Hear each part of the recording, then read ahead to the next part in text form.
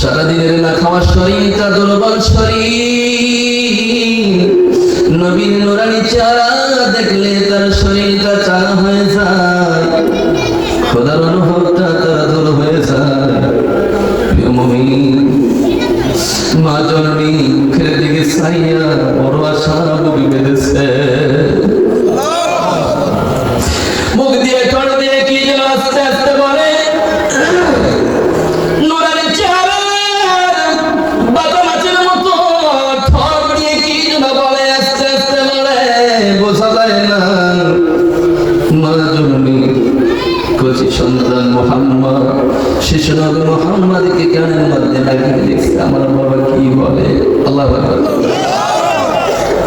কলিজার ধন সন্তান প্রসাদ করে মার সবচেয়ে বড় আকাঙ্ক্ষা হলো মা ডাক শোনা। আল্লাহু আকবার।